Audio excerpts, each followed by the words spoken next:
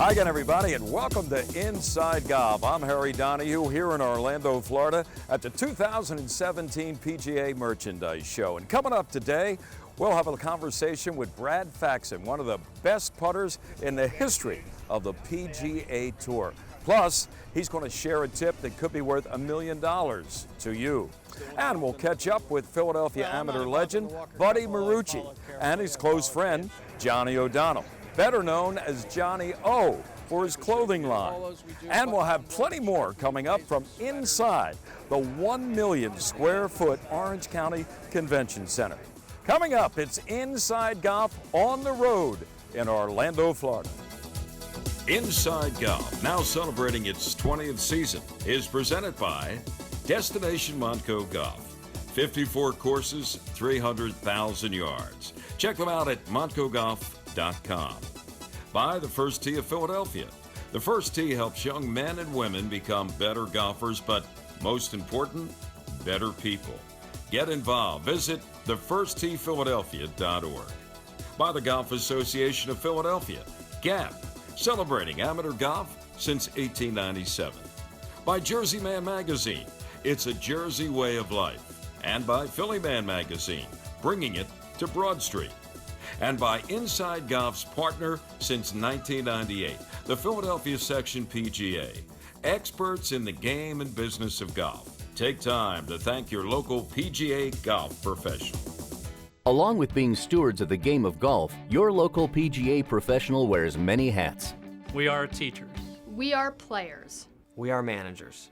We are merchandisers. And community leaders. But we all wear one badge. PGA professionals are well-trained experts who work hard to share the joy of golf with our neighbors for over 90 years. To find your local PGA professional, visit phillypga.com. Brought to you by the Philadelphia section of the PGA.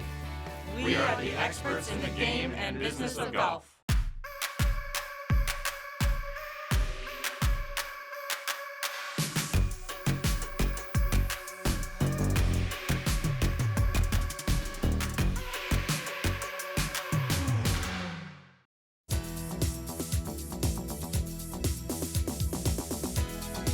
You know, it's always great to see John Farron from the North and West Coast Links of Ireland. Yes. John, how are you? Great, Harry. Great to see you again. Great to see you again. And the other John McLaughlin, reunited. Thank you. Good to see you. And our good friend here, he just can nod his head. Golf in Ireland's tremendous, right? In the North and West Coast Links. What's going on this year over that way?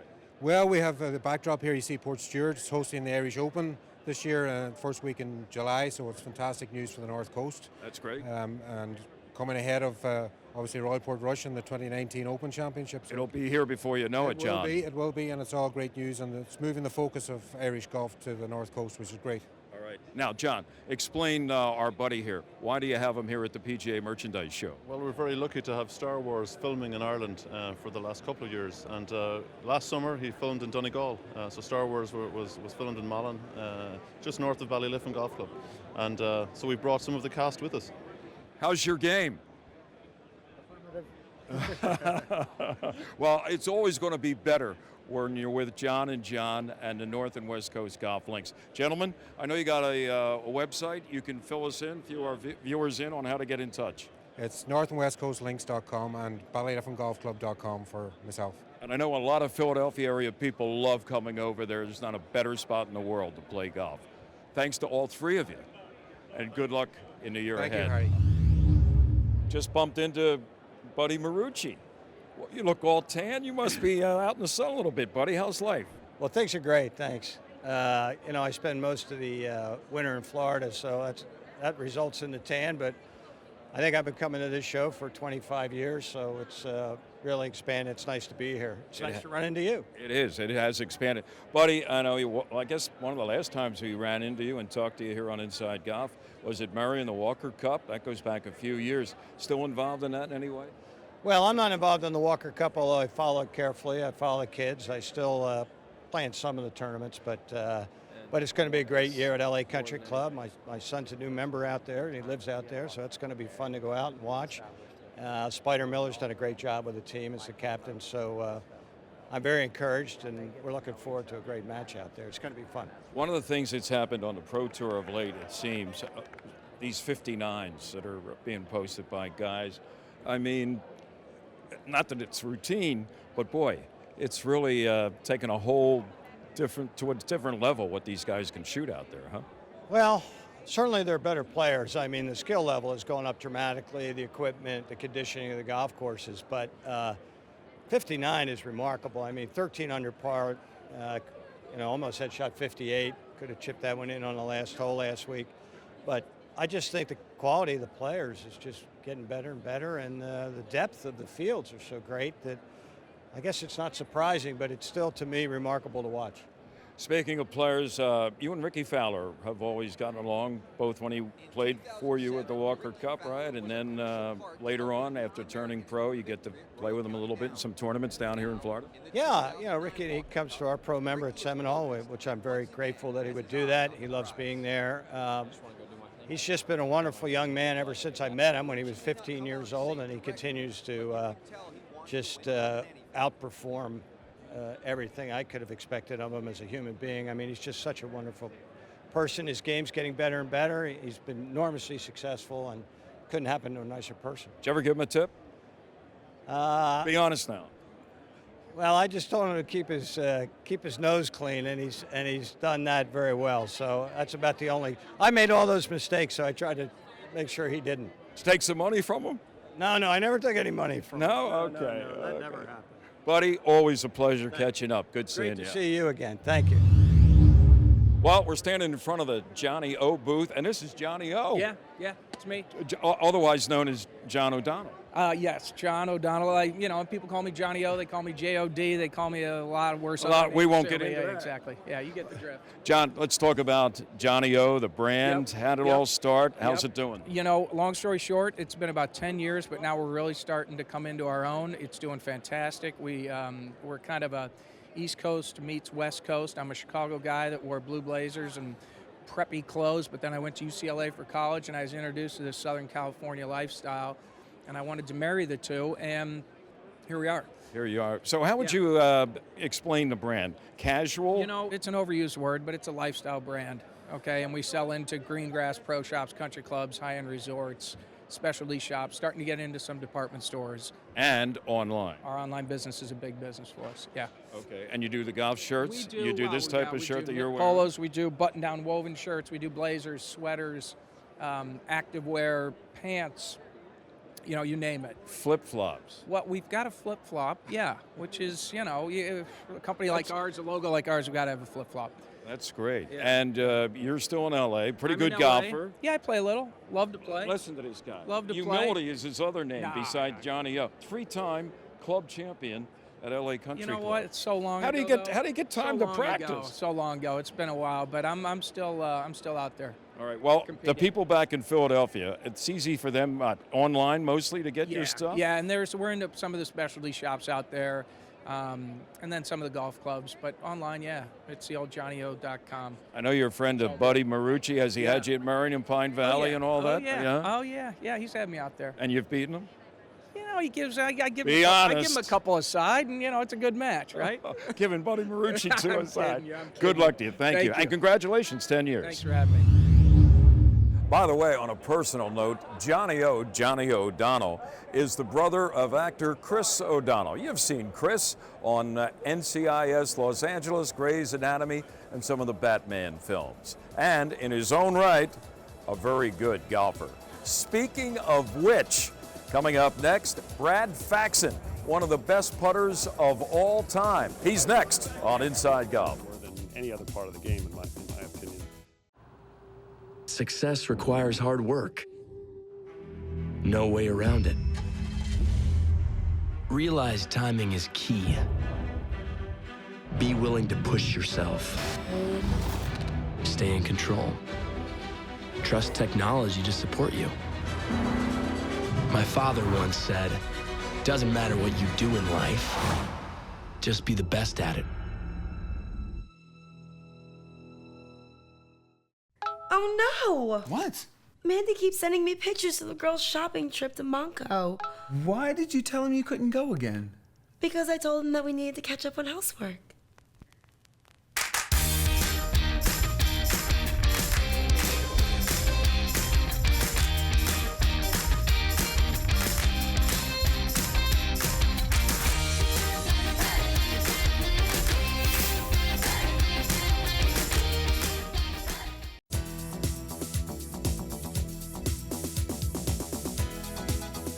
Welcome back to Inside Golf Demo Day here at the PGA Merchandise Show in Orlando. Brad Faxon, fancy meeting you here.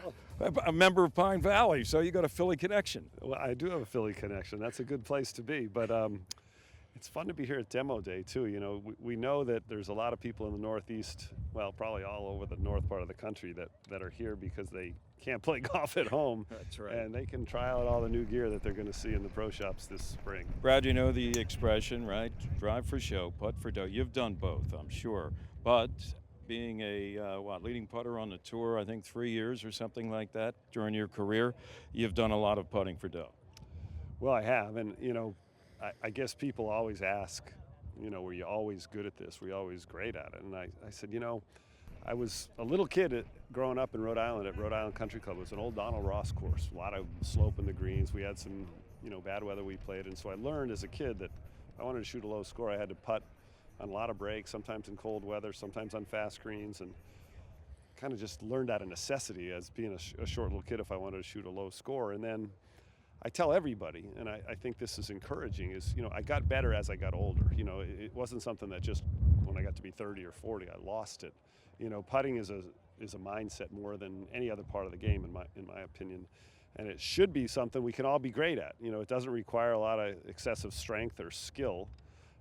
It requires some time, right. But I think, you know, everybody can become better if they do the right things. You know, it's interesting you said you got maybe better as you got older. That's the reverse for a lot of great players. I mean, we knew what happened to Ben Hogan, right, at the end of his career, right, where putting was a real problem. Well, you know, I think a lot of people, when they get frustrated by the game, when they get yips or get some fear or doubt in their game, that they start searching, whether it's trying a different way to hold on to the club, different grips, different styles of putters, different styles of putting, different strokes, different teachers. You know, it can get very frustrating, and when you start letting that part of the game beat you up, you're in trouble. So I always remind people that this should be something fun, you know, and it's almost like we're not allowed to say that anymore for some reason, but it'd be something you enjoy to do, and make it athletic, make it something that's creative, artistic. Don't make it such a science and such a do or die. MSOP, the Master Series of Putting. Tell us about that.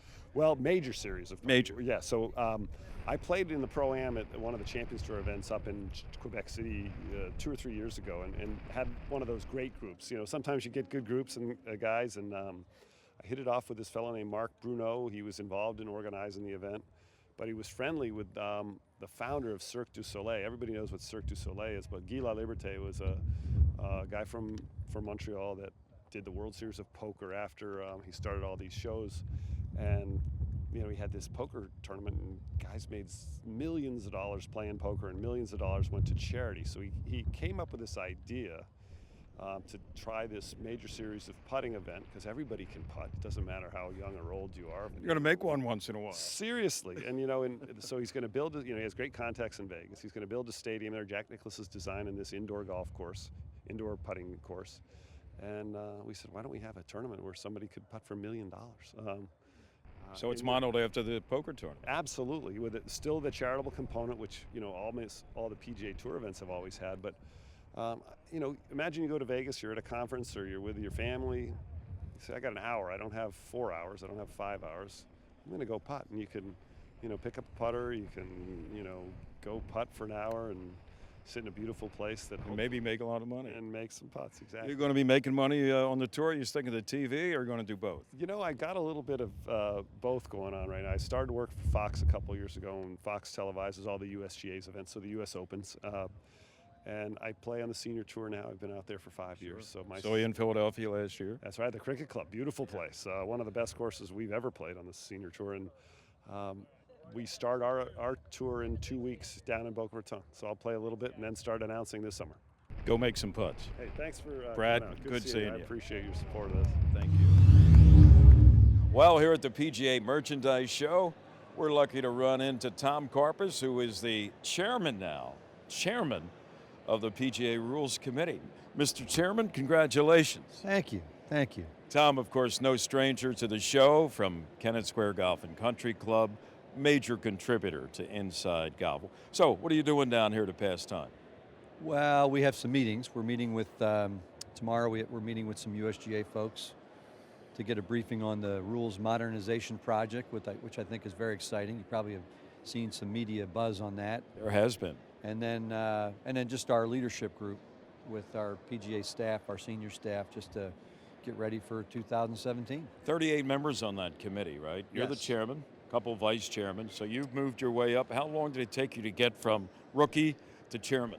Well, I was appointed in '95, so I'm in my 22nd year, I guess you'd call it, and it's been incredible. I mean, Have there been some major rules changes over that span of time? Oh yeah, there's been a lot of changes. I mean, they're not getting the buzz that this is, because this is really I think some major, not simpler. It's easy to say, if people say simplification, I think that would be inaccurate. I think it's a modernization. It's how can things get changed with today's player in mind.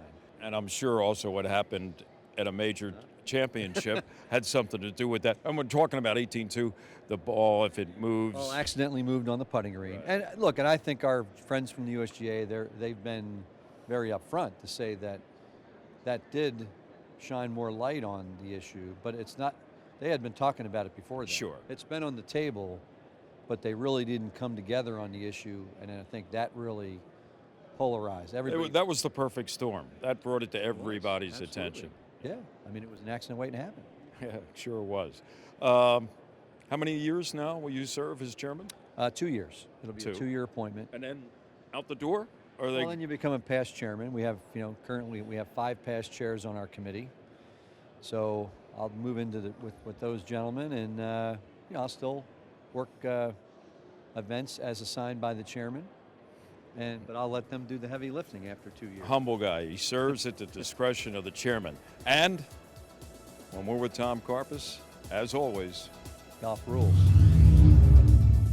Tom Karpus, golf always rules, but we have no rules for our teed off panel. Stick around, and I'll show you why. That's next here on Inside Golf as we roll on for the PGA Merchandise Show. Alive and strong and really doing something for the community.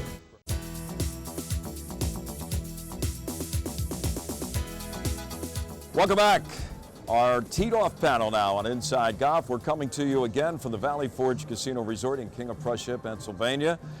Plenty of things to do. You can stay, you can play, and you can eat. Entertain your everything right here at Valley Forge Casino Resort. All right, let's meet our panel today. This is our Gap Day here on Teed Off. We have everything Gap. Marty JohnnieO, Director of Operations and Communications. Welcome. You've been on the show before. Good to see you again. You know the drill. Jules Quinones from Bluebell Country Club, but because he's on the executive committee of GAP, that's why he's sitting here on our Teed Off panel. Good to see you, Jules. Great seeing you, Harry. Mark Peterson, Executive Director of the Golf Association of Philadelphia. All right, let's start with you, Marty, since you're operations/communications. Give us a look at the calendar for the Golf Association of Philadelphia this year. Big year. We obviously enter our 120th season. Founded on February 5th, 1897, so we got a lot to look forward to this year. We got a record number of events. I believe the official count is 73, believe it or not. This is the most you've ever had? This is the most we've ever had for all ages, all skill levels. Scratch to net, young to old. We have it for all, but one of the highlights this year is going to be the amateur. The 117th Amateur Championship going to Philadelphia Cricket Club. The Cricket Club has been gracious enough to let us use both golf courses for qualifying for the championship proper, Militia Hill and Wissahickon, and then match play on Wissahickon. So we're ecstatic to be back there. Who's our defending GAP amateur Michael champion? McDermott. Marion He's Golf won it Club. how many times now? He's won it 3 times. Last year, and perhaps, and Mark's been here a while as well, perhaps one of the greatest finals we ever saw. 36th hole, up one, Jeff Osberg lips out, 40, 50-foot chip there, Mark, on the final hole? Yep, final hole 18. And then McDermott 2 putts from 50 feet to win the title, so fantastic. You never know. You never know. As I say, don't pick up. Yeah, that's very true. Marty, when I look at the schedule, I think of the senior circuit, and probably my most favorite event, while it could be the senior amateur, it's the Brewer Cup, honoring Gordon Brewer this year, early July. We're going to be at St. David's. So always a fun event, qualifying into match play. I just love those match play events. Jules, what are you bringing to the table today? Well, I'm on 2 different committees. I'm on the communications committee, where I serve with Marty, and then the championship committee. There are 2 committees I serve. But also the junior event that we're having on August 7th at Bluebell Country Club is the Descends. So we have that happening for the junior part. It's an alternate shot mentoring event that we do with the juniors. Yeah, great history behind it. Really sad story behind it in the sense, Deej, David Cessna's son, died tragically in 9/11 with the World Trade Center. He really wanted to do something to remember his son, so we created the Deej Cessna event. It is a mentoring event, as Jules said. So we encourage any GAP member to really look at it, really participate. Requirements are really pretty basic, but we're looking for a 10-year difference between your junior and your amateur player. And really, it's not really a day about competition. It's a day about mentoring, making sure the next generation, keeps the game alive and strong, and really doing something for the community. Growing the game. And Mark, maybe, I don't know, the signature event, I mean, the amateur, obviously, in all categories is a signature event. Sure. But the BMW inter-club matches, which begin in mid-late April. Actually, it was the reason, so yeah, it begins April 23rd, but it's the reason why the Golf Association was founded. Way back when. Yep, there was the first match between the Philadelphia Cricket Club and then Devon Golf Club, and it evolved into 4 founding member clubs starting the Golf Association of Philadelphia, but the BMW team matches kick off our season. It's a great way to get you into the golf season. How many golfers are involved in team matches now? Or about roughly probably 6,000. 6,000. To be conservative. And of all different levels. Correct. Right? In fact, like team 1s, team 2s, teams 3s, teams 4s, and some clubs teams 2s are better than other clubs teams 1s. Yes. But who's counting, Jules? Well, one of the great things about it is you have your plus handicaps, but then we have players that are 18 handicaps that play in, and it's just about getting out there, playing either your course or another club's courses, meeting some friends, teaming up with your buddy at the club, and seeing what you can get done out on the golf course. Do you have any record, Marty? What club has won the most titles every year? Huntington Valley. Huntington Valley. Huntington Valley's won it 32 times. 32.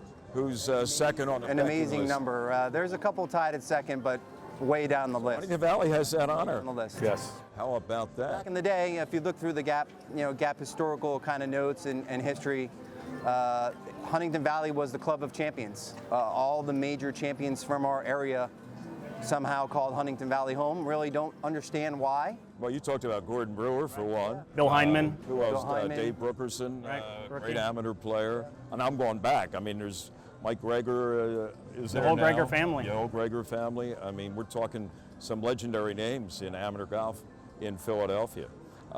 Anything else in our final 30 seconds or so that you can touch on? Yeah, I mean, just like we said, it's a record number of events for the calendar this year. It's a record for our team matches. We have 139 member clubs participating, which is an astounding number. And it stretches from, I mean, the whole Golf Association of Philadelphia. It's not just in the 5-county immediate Philadelphia area, right? Scranton, down to Philly, out to Lancaster, South Jersey, all the way down in Delaware. All of Delaware. And a website is? www.gapgolf.org. Team matches, we have live scoring for team matches, so don't let your friends tell you that they played pretty well and maybe they didn't so that day. We're watching. You can watch, yes. We're watching. Guys, thanks for everything, Gap. Thanks for having us. And we'll be back. Inside Golf continues with more in just a moment. The Valley Forge Casino Resort is the perfect venue for your next conference or event. With a $6 million guest room renovation, 39 separate meeting rooms, and over 100,000 square feet of flexible banquet and exhibition space, it's the largest full-service hotel and only full amenity gaming resort in suburban Philadelphia. Located conveniently 30 minutes from downtown Philadelphia and near all major highways, Valley Forge Casino Resort is in the middle of everything. Entertain your everything and visit vfcasino.com for more information.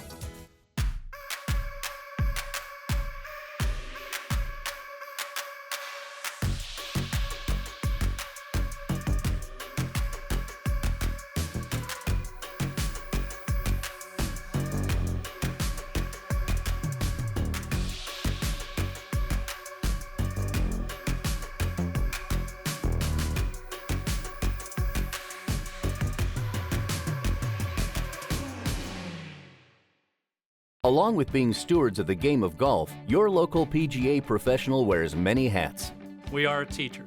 We are players. We are managers. We are merchandisers. And community leaders. But we all wear one badge.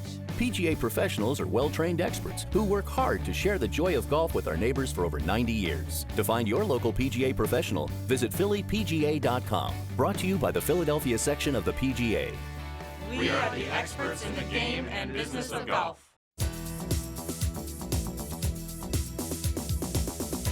Well, thanks for joining us. That's this week's edition of Inside Golf from Orlando and the 2017 PGA Merchandise Show. Next week, we're right back here in Orlando, and we'll talk to some entrepreneurs whose products are on display. Some of those products are only weeks old. And from the Philadelphia section of the PGA, Leela Mackey will join us. She'll have some exciting news and information from the PGA Junior League. It's great for juniors. I'm Harry Donahue. Thanks for joining us. And remember, no matter how bad it's going for you out there, don't pick up. See you next week from Orlando, Florida, here on Inside Golf. Inside Golf, now celebrating its 20th season, is presented by Destination Montco Golf. 54 courses, 300,000 yards. Check them out at montcogolf.com. By the First Tee of Philadelphia. The First Tee helps young men and women become better golfers, but most important, better people. Get involved. Visit thefirstteephiladelphia.org. By the Golf Association of Philadelphia, GAP, celebrating amateur golf since 1897. By Jersey Man Magazine, it's a Jersey way of life. And by Philly Man Magazine, bringing it to Broad Street. And by Inside Golf's partner since 1998, the Philadelphia section PGA. Experts in the game and business of golf. Take time to thank your local PGA golf professional.